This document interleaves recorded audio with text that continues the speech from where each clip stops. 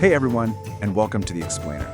Today we're going to explore something profoundly personal and, honestly, deeply fascinating. We're unpacking the hidden psychological markers of rare intelligence. But here's the catch, and it's a big one. We aren't looking at what you do in a classroom, or how you perform in a boardroom, or how you handle yourself during a heated debate. Instead, we are going to look exclusively at what happens inside your head when you are in total solitude. I want you to really stop and think about this for a second. What actually happens in your mind when absolutely no one is watching you?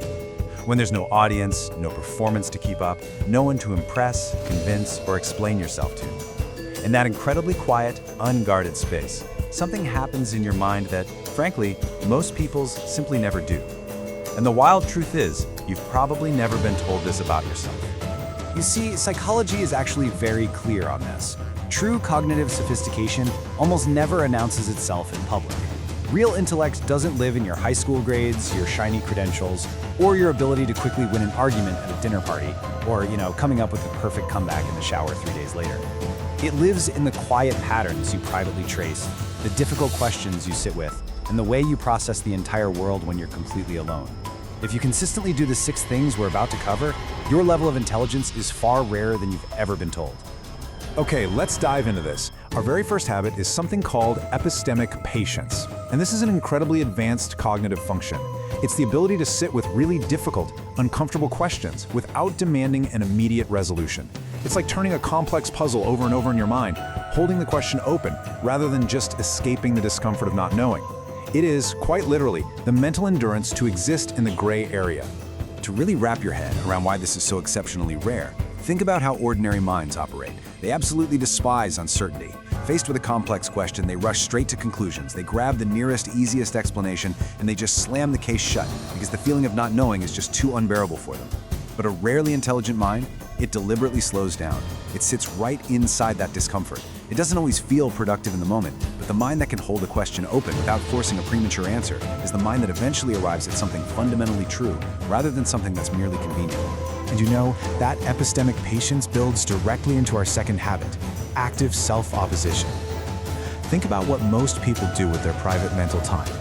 They replay old conversations to make absolutely sure they sounded right, or they construct these elaborate imaginary arguments that they easily win, quietly congratulating themselves. We've all been there. But a highly intelligent mind plays devil's advocate against itself.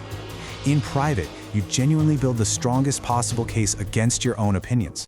You aren't doing this to destroy your beliefs, but to rigorously stress test them.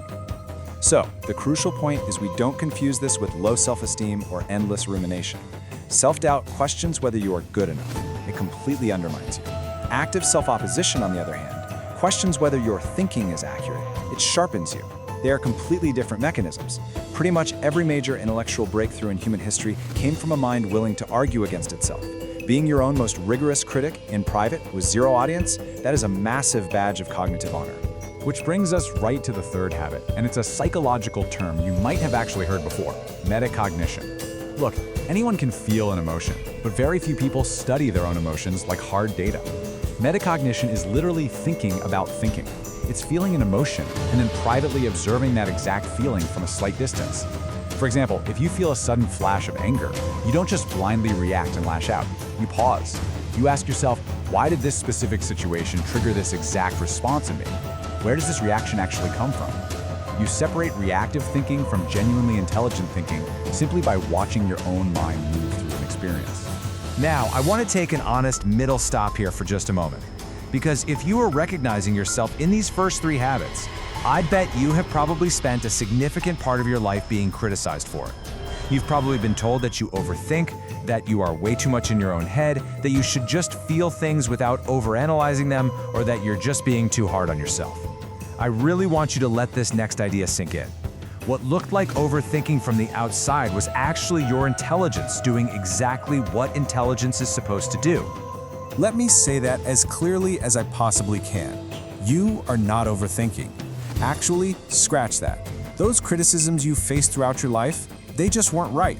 They were simply descriptions of ordinary minds encountering a mind that operates on a completely different level. Your intelligence was working exactly as it should, especially when you were all alone. With that validation in your back pocket, let's explore the 4th habit, cognitive flexibility.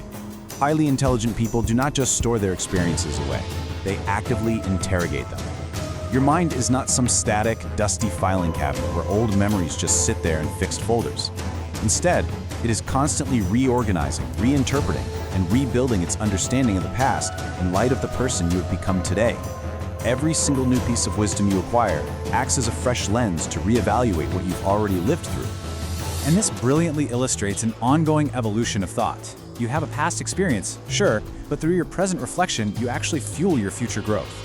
When you're sitting alone and suddenly realize that something you experienced years ago actually means something entirely different now, that the lesson you originally drew from it was just incomplete, that is not you ruminating.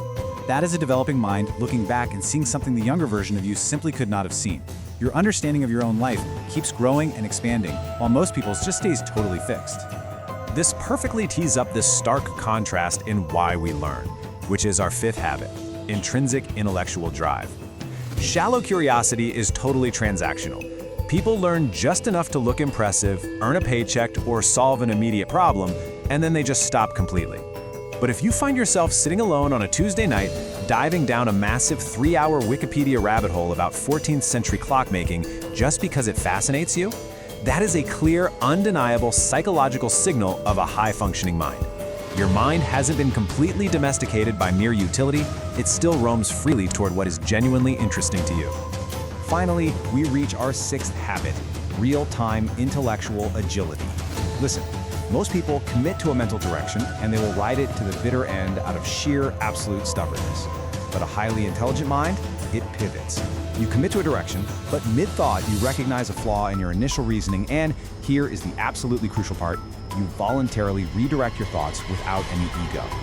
Catching yourself mid-thought and just casually changing course is something formal education almost never teaches us, but it is the absolute hallmark of true intellectual agility. So we've explored the quiet, private architecture of a sophisticated mind. True intelligence really does live in those quiet moments when absolutely no one is watching.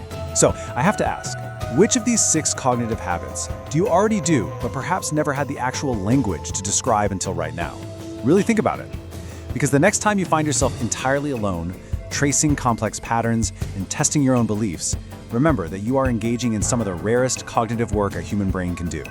Thanks so much for joining me on this explainer, and keep asking those beautiful, difficult questions.